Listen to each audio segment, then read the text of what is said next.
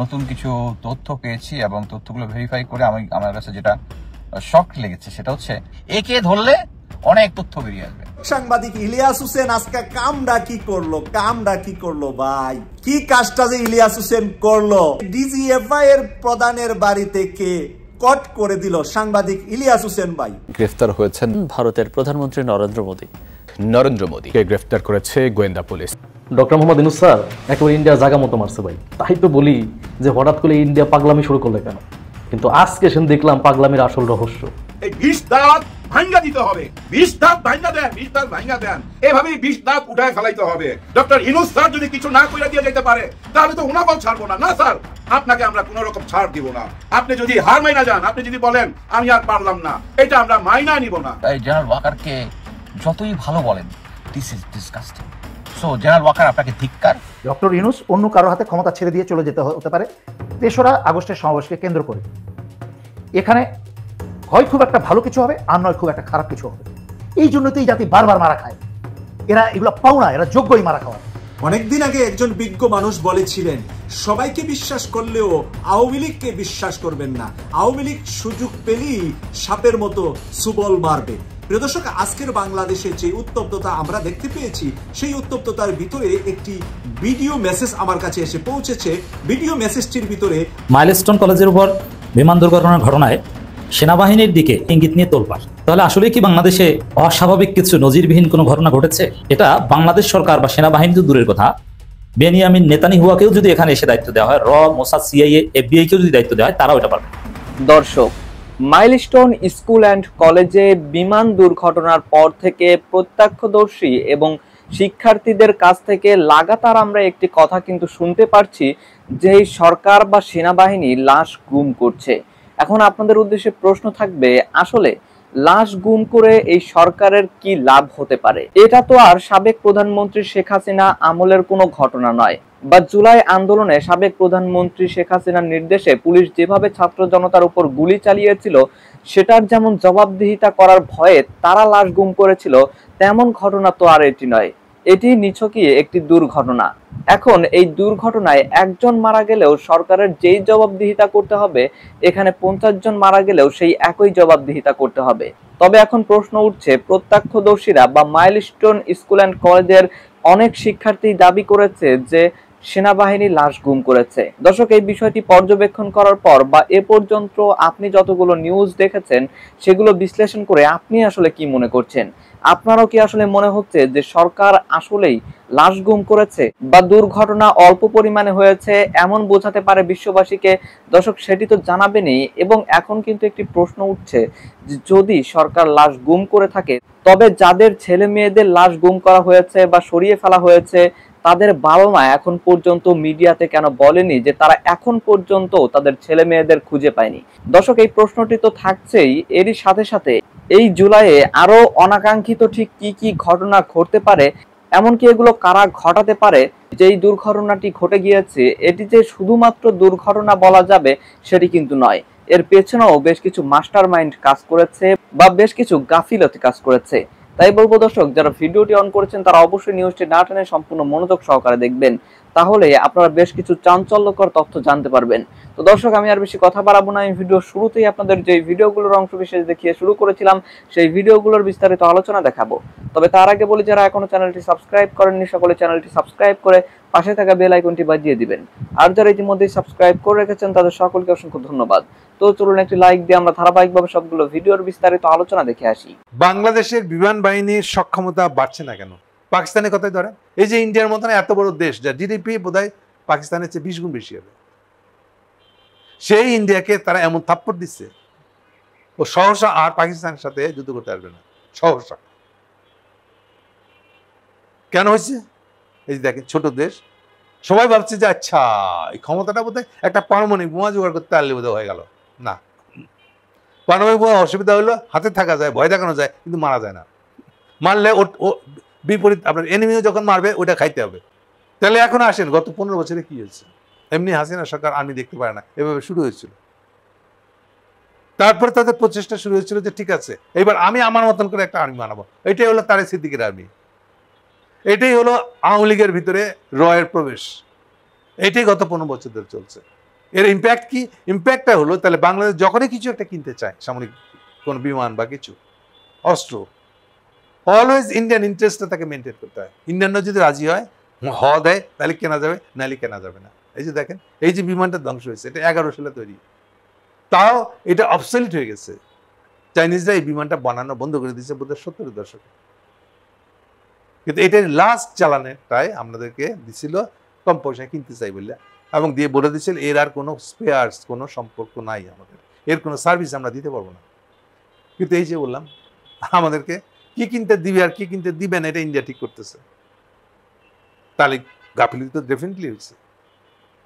এই যে আপনি এটাকে নিয়ে গেছেন উড়াইতে, কোথায় নিয়ে যাচ্ছেন উড়াইতে? কেন এই ঢাকার ঘন জনবসতি এলাকায় উড়াইতে হবে? প্লাস আপনি উড়ানোর সময় যেসব প্রিকশন নেওয়া উচিত ছিল, অ্যাক্সিডেন্ট হয়ে গেলে কি করবেন? বিমানটা চালাচ্ছিল শিক্ষানবিশে, তাকে একা পাঠানো হয়েছে। এই ধরনের একটা বয়স্ক বিমান, কেন আপনি সাথে রাখলেন না, তার মাস্টারকে রাখলেন না? কে ব্যাখ্যা দিবে এটা? বলেন ডেফিনেটলি এটার মধ্যে গাফিলতিটা সবচেয়ে বড় গাফিলতি হয়েছে। আপনি যখনই আওয়ামী লীগের স্টাইলে, আওয়ামী লীগের কোন লোকটা আওয়ামী লীগের, তাকে আপনি আর্মির পদোন্নতি দিবেন, তাহলে এটা কি হবে? দক্ষ লোকটা আসবে নাকি আওয়ামী লীগারটা আসবে? বা যে আওয়ামী লীগেরই না, সে আওয়ামী লীগ সেজে এখন আসবে, কারণ আওয়ামী লীগ সেজে আসলে পদোন্নতিটা তাড়াতাড়ি হয়। কাজ কাম জানার দরকার নাই, দক্ষ হওয়ার দরকার নাই। বঙ্গবন্ধু জিন্দাবাদ বলতে পারলে, যে যত জোরে বলতে পারে সে তত পদোন্নতি পাবে, এই নিয়মে বানিয়েছিলেন আপনি। ফলে কি হচ্ছে, এই যে দেখেন বিমান বাহিনী প্রধানের নামে যেসব কেলেঙ্কারি আসছে, যেটা এমন কি ওই কোন কোন বাংলাদেশ বিমানকে কাকে কাকে ওই ফ্লাইট অ্যাটেন্ডেন্ট বানাইছেন মহিলাদেরকে, সেসব কেলেঙ্কারির কথা উঠে আসতেছে। সেম কেলেঙ্কারির কথা আসতেছে নৌবাহিনী প্রধানের নামে। মানে দেখেন, এবং এটি কি হবে না, আপনি যখন প্রফেশনাল দিকটা, দক্ষতার দিকটাকে খাটো করে দেখবেন, দলবাজি করবেন, আপনার দলের নামে বঙ্গবন্ধুর নামে স্লোগান দিলে সে আপনার লোক, তাহলে বিমান বাহিনীটা মানে প্রতিরক্ষা বাহিনীটা কোথায় যাবে? তাহলে এটা আর এটা পিছনে খরচ করার অর্থটা কি আসলে? যেখানে এমনি আমাদের সীমিত সামর্থ্য, এটা তো জানেন নিশ্চয়ই যে ঋণ করে বিমান কেনা যায় না, মানে সামরিক অস্ত্র কেনা যায় না, ওটা নিজের টাকায় কিনতে হয়, কিস্তিতে দিতে হয় অ্যাটলিস্ট। কিন্তু আপনি পুরোটাই, ঠিক যেমন আপনার খাদ্যের অভাব করছে, আপনি আমেরিকা থেকে গম পাবেন, অস্ত্র শস্ত্র সেরকম জিনিস না, এটা একদম গায়ে গদরে খাটা, দেশের নগদ পয়সা লাগে। তাহলে আপনি সেই অর্থটাকে নষ্ট করতেছেন দলবাজি দিয়ে। তাহলে সেই সেনাবাহিনী, সেই প্রতিরক্ষা বাহিনীর পরিস্থিতি কি হবে? চাটুকারেরা গিয়ে শীর্ষ পদে বসে থাকবে, আর সবসময় চেষ্টা করবে কি করলে তার লাভ হবে। এর ভিতরে প্রফেশনালিজম থাকবে, অবশ্যই এটা একটা বড় ফ্যাক্টর। অনেকদিন আগে একজন বিজ্ঞ মানুষ বলেছিলেন, সবাইকে বিশ্বাস করলেও আওয়ামী লীগকে বিশ্বাস করবেন না, আওয়ামী লীগ সুযোগ পেলেই সাপের মতো সুবল মারবে। প্রিয় দর্শক, আজকের বাংলাদেশে যে উত্তপ্ততা আমরা দেখতে পেয়েছি, সেই উত্তপ্ততার ভিতরে একটি ভিডিও মেসেজ আমার কাছে এসে পৌঁছেছে। ভিডিও মেসেজটির ভিতরে আওয়ামী লীগের বিভিন্ন দেশ থেকে নেতারা যৌথভাবে মিটিং করেছেন। ওই মিটিংয়ে তারা আলোচনায় রেখেছেন আজকে ঢাকায় যে সচিবালয়ে হামলা করা, এই হামলার জন্য তারা ছাত্রলীগকে উস্কিয়ে দিয়েছেন এবং ছাত্রলীগকে নামার জন্য নির্দেশনামূলক কথা বলেছেন। আরেকবার সুযোগ পেলে কিন্তু জামাত বিএনপির নাম মাটির উপরে রাখবে না, সব মাটির নিচে নিয়ে যাবে। তাই বড় বড় মানে রাঘব বোয়ালরা যে হইচই করছেন, নির্বাচন এটা সেটা নিয়ে ব্যস্ত হইয়া পড়ছেন, দেশের খবর রাখেন কিনা? দেশে আওয়ামী লীগ, ছাত্রলীগ, যুবলীগ, স্বেচ্ছাসেবক লীগ, সুরাই লীগ, টুকাই লীগ, তারা যে কি পরিকল্পনা করতেছে, নিজেদের ভিতরে বিশৃঙ্খলা না করে ঐক্যবদ্ধভাবে ভারত এবং আওয়ামী লীগের বিরুদ্ধে সাথে থাকবেন। সবাই টাকা তুইলা শেখ হাসিনাকে ফেরত আনবো। আজকে যদি পুলিশ আমাদের উপর অ্যাটাক করে, তাহলে আমরা সবাই মিলে বর্জন করব। দেখতে পাচ্ছেন যে তারা তাদের নেত্রী এতগুলা মানুষকে হত্যা করে, এতগুলা মানুষকে আহত করে, 11 মাস যেতে না যেতে টাকা তুইলা তাদের নেত্রীকে ফেরত আনবে। ভারত থেকে তাদের টাকা তুইলা ফেরত আনতে হবে, এবং টাকা তুইলা ফেরত আনতে তারা আগ্রহী আছে। এবং তারা আজকে ঢাকার মাঠে, ঢাকার রাজপথে তারা কি সাহসী ভূমিকা নিচ্ছে বুঝতে পারছেন? ছাত্রদল, যুবদল, স্বেচ্ছাসেবক দল যারা করেন, তাদের এই সাহস আছে? তাদের সাথে পারবেন? আপনারা 10 জন আর ছাত্রলীগ 1 জন, কিন্তু আওয়ামী লীগের 1 জন, বিএনপির কিন্তু 10 জন একসাথে হওয়া লাগবে। কারণ ওরা হলো ডাকাতের পোলা ডাকাত, আর আপনারা গুতুম মাছ মাটির নিচে থাকেন। গুতুম মাছ হইয়া রাষ্ট্র চালাতে পারবেন না, আর গুতুম মাছ হইয়া ছাত্রলীগ, যুবলীগ, স্বেচ্ছাসেবক লীগ এদের সাথে কিন্তু পাল্লা মারতে পারবেন না। তাই আমরা অনুরোধ করব যে কেন্দ্রীয় নেতা যারা আছেন, তারা একে অপরের পক্ষে বিপক্ষে কথাবার্তা না বলে আওয়ামী লীগের বিরুদ্ধে, আওয়ামী লীগের দুঃশাসনের বিরুদ্ধে, শেখ হাসিনার বিচার এবং এই যে রাঘব বোয়াল যেগুলা জেলে আছে তাদের বিচারটা শেষ করেন একসাথে মিলে, ডিসেম্বরের ভিতরে বিচার আমরা আশা করি শেষ হয়ে যাবে। আর যদি নির্বাচন ফেব্রুয়ারিতে হয় আমরা খুশি, মে এপ্রিল জুন পর্যন্ত হয় আমরা খুশি, কিন্তু আগে বিচার। এবং আওয়ামী লীগকে যদি আপনারা এই মুহূর্তে দমাতে না পারেন, রাষ্ট্র ক্ষমতায় আইসা কিন্তু আওয়ামী লীগ আপনাদেরকে 6 মাসে লাথি মেরে ফেলে দিবে বঙ্গোপসাগরে। আপনারা ইউনূস সাহেব ছাড়া আপনারা যারাই ক্ষমতায় আসবেন, বিএনপি আসেন আর জামাত আসেন, বঙ্গোপসাগরে আওয়ামী লীগ সবাই মিলে ফেলে দিবে। এই কারণে এখন আপনাদের ঐক্যবদ্ধ থাকার সময়। আওয়ামী লীগের বিচার শেষ, আওয়ামী লীগের দুঃশাসন শেষ, তাদের হিসাব নিকাশ শেষ। এরপরে নির্বাচনে বিএনপি আসলেও আমি ফুলের মালা নিয়ে ঢাকায় যাব, জামাত আসলেও আমি ফুলের মালা নিয়ে লন্ডন থেকে ঢাকায় যাব। আমার কাছে বিএনপি, জামাত, এনসিপি, ইসলামী আন্দোলন সব সমান। সবাই দেশপ্রেমী হন, ভারতের বিরুদ্ধে সবাই থাকেন, আওয়ামী লীগের বিরুদ্ধে সবাই থাকেন, সবাইকে আমি এভাবে স্যালুট জানাবো। মাইলস্টোন কলেজের উপর বিমান দুর্ঘটনার ঘটনায় সেনাবাহিনীর দিকে আমিরে জামাতের ইঙ্গিত নিয়ে তোলপাড়। দর্শক, তাহলে আসলে কি বাংলাদেশে অস্বাভাবিক কিছু নজিরবিহীন কোনো ঘটনা ঘটেছে? দর্শক, চারদিকে আওয়ামী গুজব যে এই সরকার লাশ গুম করেছে, সঠিক সংখ্যা প্রচার করছে না, অতএব এই সরকারের বিরুদ্ধে আন্দোলন করে অমুক তমুক, এবং এই অভিযোগটা সেনাবাহিনীর বিরুদ্ধে। বেসিক্যালি লাশের সংখ্যা বা এগুলো আইএসপি এর বিবৃতিতে বা সেনাবাহিনীর মাধ্যমে আমরা পাই। এই জন্য লাশ গুমের কোনো ঘটনা যদি ঘটে থাকে তাহলে সেনাবাহিনী করেছে। কিন্তু আসলে কি এটা ঘটেছে? আমিরে জামাত নিজে বলছেন, ডাক্তার শফিক রহমান, মাইলস্টোনে নিহতের সংখ্যা বিশ্বাস করি না, এর চেয়ে সংখ্যা বেশি হবে জামাত আমির। এটাকে সামনে এনে অনেকে বলছেন যে আসলেই লাশ গুম করা হয়েছে, আওয়ামী ন্যারেটিভ সঠিক, সেনাবাহিনী সংস্কার করা দরকার, সেনাবাহিনী ভালো হলো না, ইত্যাদি ইত্যাদি। তা আমি আমিরে জামাতের এই বক্তব্যের বিশ্লেষণে প্রথমেই বলতে চাই, দেখেন, আমাদের সেনাবাহিনী ভালো দুধের দোয়া একথা আমি কখনোই বলবো না। সেনাবাহিনী সংস্কার জরুরি, ইটস ট্রু, একথা আমরা অনেকদিন যাবত বলে আসছি। সেনাবাহিনী সংস্কার কোনো কমিশন তো আমরা দেখি না, পুলিশ সংস্কার কমিশন, অমুক সংস্কার কমিশন, তমুক সংস্কার কমিশন, কেন সেনাবাহিনী সংস্কার কমিশন কেন না? বাংলাদেশে যত আকাম, এগুলো মেজরিটি পলিটিক্যাল আকামগুলো তো সেনাবাহিনী ঘটিয়েছে। যেমন এই যে গুমের ঘটনা, আয়নাগরের ঘটনা, এটা কারা করেছে? সেনাবাহিনীর লোকজন। ডিজিএফআই যে কত আকাম করেছে বাংলাদেশে জানেন? রাজনীতি নিয়ে কত নোংরা খেলা খেলে, ভুয়া নির্বাচনে সেনাবাহিনীর ভূমিকা আছে। সেনা অভ্যুত্থান, জিয়াউর রহমান হত্যা, শেখ মুজিব হত্যাকে যদি আপনি নেগেটিভলি দেখেন, এটা সেনাবাহিনী করেছে, জিয়াউর রহমানকে হত্যা। এমনকি এরশাদের পতন থেকে শুরু করে কোন ঘটনার নেপথ্যে সেনাবাহিনী নাই? এরশাদের বিরুদ্ধে কি কোনো গণ অভ্যুত্থান হয়েছিল? না, ওটা কোনো গণ অভ্যুত্থান। এরশাদের বিরুদ্ধে দেশব্যাপী কোনো আন্দোলনই হয়নি। ঢাকায় কিছু জায়গায় আন্দোলন হয়েছিল, 2-1 লোক মারা গেছে, সেনাপ্রধান এরশাদের উপর থেকে সমর্থন সরিয়ে নিয়েছে, এরশাদ পদত্যাগ করেছেন। ওটাকে ইতিহাসে বিকৃতভাবে বলা হয় সেনা গণ অভ্যুত্থান। আসলে এরশাদের বিরুদ্ধে ওইভাবে কোনো জোরালো আন্দোলনই হয়নি। এরশাদের বিরুদ্ধে যে আন্দোলন হয়েছে তার চাইতে 1000 গুণ বড় আন্দোলন হয়েছে বাংলাদেশে 2013 সালে। অতএব সেনাবাহিনীর ইতিহাস বিতর্কিত ইতিহাস, এই সেনাবাহিনীকে সংস্কার করতে হবে। এর মানে এই নয় যে তারা যা করেননি সেটাও আমরা বলবো। আমিরে জামাত এই নিহতদের সংখ্যা বিশ্বাস করি না, এর চেয়ে সংখ্যা বেশি হবে, এটা পপুলিস্ট কথা। অনেকের মধ্যে এই ধারণা আছে যে এত বড় একটা দুর্ঘটনা, 2টা ক্লাসে 2টা রুম একদম পুড়ে গেছে, যে 2টা রুমের মধ্যে কমপক্ষে 30-60 জন শিক্ষার্থী ছিল, তো 60 জনের লাশ তো নিশ্চিত, তার মধ্যে আশেপাশের অনেকে শিক্ষক, তাতে 27 জন 28 জন একদিন পরও মৃত্যুর সংখ্যা, এটা তো কমপক্ষে 80-90-100 হওয়ার কথা এতদিন পর্যন্ত, আর সব মিলিয়ে প্রায় 120 জনের উপর হওয়ার কথা। তো এই জন্য এই পপুলিস্ট কথা আমিরে জামাত বলেছেন। কিন্তু ইন রিয়ালিটি কি? এই যে মাইলস্টোন নিহতের সংখ্যা বিশ্বাস করি না, এর অর্থ তো দ্বারায় লাশ গুম করা হয়েছে না, লাশ গুম করা সম্ভব না। মাইলস্টোন কলেজের মতো একটা অভিজাত স্কুলের শিক্ষার্থীদের লাশ গুম করে মৃত্যুর সংখ্যা গোপন করা, এটা বাংলাদেশ সরকার বা সেনাবাহিনী তো দূরের কথা, বেনিয়ামিন নেতানিয়াহুকেও যদি এখানে এসে দায়িত্ব দেওয়া হয়, মোসাদ, সিআইএ, এফবিআই কেও যদি দায়িত্ব দেওয়া হয়, তারাও এটা পারবে না। কোনোভাবেই এই লাশ গুম করা কিংবা লাশের সংখ্যা গোপন করা সম্ভব নয়। কারণ কারা কারা স্কুলে এসেছিল সব রেজিস্টার্ড ছিল, কারা ফিরে গেছে, কারা কোন হসপিটালে ভর্তি হয়েছে, কাদেরকে পাওয়া গেছে, কাদের ডিএনএ প্রোফাইল মিলেছে, কাদেরটা মিলে নেই, সবকিছু স্পষ্ট হবে। এখনো কারা কারা নিখোঁজ, কেউ যদি ছাই হয়ে যাও এটাও স্পষ্ট হবে যে না, একে পাওয়া যায়নি, কোনোভাবে ছাই হয়ে গেছে, দ্যাট মিনস সে না মারা গেছে। একটা ছোট্ট শিশু তার কোথাও নিজে আত্মগোপনে নেই, ভিড়ের মধ্যে হারিয়ে যায়নি, সেটাও পাওয়া যেত। অতএব এখানে লাশ গুম করা বা লাশের সংখ্যা নিয়ে কোনো রাজনীতি করা আদৌ সম্ভব নয়। তা আমিরে জামাত এই কথাটা পপুলিস্ট কথা বলেছেন। আমিরে জামাতের এই বক্তব্য একদম সঠিক নয়, তিনি বিশ্বাস করেন না, এটা আবেগ।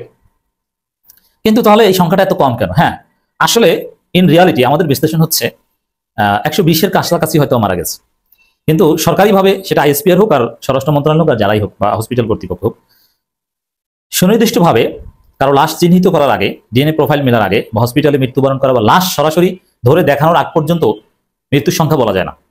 তখন পর্যন্ত বলতে হবে নিখোঁজ। সাপোজ ওইখানে ঘটনায় 120 জন নিহত হয়েছে, এখন পর্যন্ত সরকার লাশ চিহ্নিত করতে পেরেছে 27 জন, তাহলে বলতে হবে যে 27 জন মৃত, বাকিটা নিখোঁজ। এটাই বাস্তবতা। এখন পর্যন্ত এখানে এটা ঘটেছে, এখানে লাশ গুমের যে আওয়ামী ন্যারেটিভ, এখানে আমির জামাত কেন এটা বললেন, এটা বিশ্বাস করি না, এর অর্থই তো লাশ গুম করা হয়েছে। বিষয়টা এরকম হতে পারে যে আসলে এই ধরনের দুর্ঘটনার পর বা এই ধরনের অগ্নিকাণ্ডের পর লাশগুলো চিহ্নিত করে লাশের সংখ্যাটা সুনির্দিষ্ট করতে সময় লাগে, আপনার ধৈর্য ধরুন। এখন কিন্তু আমির জামাতের বক্তব্য আরো ক্ষতিকর, কারণ আওয়ামী লীগ এখন সরকার বিরোধী রাজনীতি করছে। ইউনূস সরকারকে বেকায়দায় ফেলার জন্য শিক্ষার্থীদের সাথে মিলেমিশে আন্দোলন করছে। মাইলস্টোন কলেজে ছাত্রলীগ পরিকল্পিতভাবে লোক ঢুকিয়ে দিয়েছে, ধরা পড়েছে, গণদোলাই খেয়েছে। যেই আইডি কার্ড দেখতে চেয়েছে সেনাবাহিনী, কারা কারা এই কলেজের স্টুডেন্ট, তারা এখানে আন্দোলন করুক, তার শব্দ। এর মানে ওগুলো ছিল কারা? ওগুলো ছাত্রলীগ। আমাদের হাতে রেকর্ড এসেছে ছাত্রলীগ কিভাবে পরিকল্পিতভাবে এই কাজ করেছে। অতএব দর্শক, মাইলস্টোনে নিহতের সংখ্যা বিশ্বাস করি না, এর চেয়ে সংখ্যা বেশি হবে। সংখ্যা বেশি, কিন্তু বিশ্বাস করি না যেভাবে বলেছেন এর অর্থ দ্বারা লাশ গুম করা হয়েছে, এটা একদম ঠিক না। আমির জামাতের বক্তব্য পবলিশ কথা গ্রহণযোগ্য নয়, এর পেছনে কোনো যুক্তি নেই। আজকে ঢাকা বেশ উত্তপ্ত ছিল বিভিন্ন কারণে। আপনারা দেখেছেন যে মাইলস্টোন স্কুলে যে মর্মান্তিক দুর্ঘটনা ঘটেছে গতকালকে, তার প্রেক্ষিতে সরকারের, অন্তর্বর্তীকালীন সরকারের দুজন মাননীয় উপদেষ্টা আসিফ নজরুল এবং শিক্ষা উপদেষ্টা সিআর আবরার এবং প্রধান উপদেষ্টার প্রেস সেক্রেটারি শফিক ভাই ওখানে গিয়েছিলেন। তো সেখানে কলেজের শিক্ষার্থীরা তাদেরকে প্রায় লকডাউনের মতো করে রাখে আর কি, যে তাদেরকে ব্লক করে রেখে, আটকে রেখে প্রায় 2 ঘন্টা কিছু দাবি দাওয়া পেশ করে। 6টা দাবির মতো। দাবিগুলো বেশ ন্যায্য, বাট এই দাবিগুলো আসলে হচ্ছে আদায়ের পদ্ধতি একটু আওয়ামী লীগ টাইপের মনে হইতেছে আর কি, যেটা কোনোভাবে গ্রহণযোগ্য হতে পারে না। যে সরকার যা যা করণীয় সেগুলো করছে, সেগুলো নিয়ে দাবি করার সুযোগ আছে, কিন্তু উপদেষ্টাকে পাইলে মানে দরজা বন্ধ করে লক করে ফেলতে হবে, তারপরে ভয়ভীতির পরিবেশ তৈরি করতে হবে, এইটা কোনোভাবে গ্রহণযোগ্য আচরণ না। এটা খুব কঠিন সময়, এইটা আমাদেরকে সবাইকে মেনে নিতে হবে। এবং আমরাও এই দাবিগুলো নিয়ে ইতিমধ্যে গতকালকে থেকে আজকে ব্যাপক কথা বলছি, আলাপ করছি। তো সেই জায়গাটাতে মাথায় রাখতে হবে যে আমাদের দাবিগুলো যেন সরকারকে আরও বিব্রত না করে, যেটা করলে দিন শেষে আসলে তাদের কোনো লাভ হবে না। কারণ এই দাবিগুলোর সাথে সরকারও দ্বিমত করছে না, অন্তর্বর্তীকালীন সরকার, যে এগুলো মোটামুটি আমরা মেনে নেওয়ার মতো বাস্তবতায় আছি। তো সেই জায়গাতে আমরা বোধ করছি যে যারা দাবি দাওয়া করছেন, আন্দোলন করছেন, তারা এই বিষয়টা একটু মাথায় রাখবেন। দ্বিতীয়ত যে বিষয়টা আছে সেটা হচ্ছে যে আজকে সচিবালয় কেন্দ্রিক যেহেতু 31 জন শিশু মারা গেছেন, প্রাইমারি স্কুলের ছাত্রছাত্রী মারা গেছেন, এইটার দাবিতে আন্দোলন করা, সংগ্রাম করা, তারপরে হচ্ছে পরীক্ষার্থীদের বিষয় নিয়ে কিছু দাবি দেওয়া ছিল, শিক্ষা উপদেষ্টা সচিবের পদত্যাগ, মানে খুবই ক্যাওয়াটিক কিছু দাবি দেওয়া ছিল আর কি। যে মাইলস্টোনের ঘটনার কারণে শিক্ষা উপদেষ্টাকে পদত্যাগ করতে হবে, সচিবকে পদত্যাগ করতে হবে, কারণ হচ্ছে আজকের ইন্টারমিডিয়েটের যে পরীক্ষাটা ছিল এটা স্থগিত করছে হচ্ছে রাতে 3টায়, কিন্তু দাবিগুলো যারা করতেছে তারা আবার কেউ ইন্টার পরীক্ষার্থী না। তো বোঝাই যাচ্ছে, এবং যাদেরকে গ্রেফতার করা হয়েছে ফেসবুকে যাদের ছবি টবি দেখলাম আইডেন্টিফাই আন্দোলনে, এরা আসলে সব ছাত্রলীগ যুবলীগের গুন্ডা পান্ডা আর কি, এবং তাদের অনেকে গ্রেফতার করা হয়েছে। তাহলে বোঝা যাচ্ছে যে আওয়ামী ফ্যাসিবাদ এবং আওয়ামী লীগের বিভিন্ন দোসররা বিভিন্ন ফর্মে কি পরিমাণ এখনো সক্রিয় দেশকে অস্থিতিশীল করবার জন্য। অতএব সেই জায়গাতে অন্তর্বর্তীকালীন সরকারকে বারবার আমরা বলেছি যে আওয়ামী লীগের প্রশ্ন, আওয়ামী লীগ কোশ্চেন ডিল করতে, আওয়ামী লীগ জাতীয় পার্টি এবং 14 দলীয় এই পুরো গ্যাং যদি অ্যাড্রেস করা না যায়, তাহলে কোনো না কোনো ফর্মে প্রতিনিয়ত আওয়ামী লীগ, অন্তর্বর্তীকালীন সরকারকে আওয়ামী লীগ বিব্রত করবে। তো আজকে মাইলস্টোনে যে 2 জন উপদেষ্টা এবং প্রেস সেক্রেটারিকে যে লক করে রাখার চেষ্টা অথবা আটকে রাখার চেষ্টা করা হয়েছে কয়েক ঘন্টা, সচিবালয়ের যে ঘটনাটা ঘটেছে, এগুলোকে সিম্পলি বিশৃঙ্খলা আকারে দেখবার জন্য আমরা প্রস্তুত না। সেই জন্য আওয়ামী লীগ প্রশ্ন আবার কেন জরুরি, এটাকে অ্যাড্রেস করা, তাদের বিচার, তাদেরকে আইন শৃঙ্খলার বাহিনীকে দিয়ে আইনের আওতায় আনা, বিচারের আওতায় আনা, যেটা প্রশাসন যেই গতিতে এবং যেই ফোর্সে করা দরকার ছিল সেটা করতে তারা ব্যর্থ হয়েছে।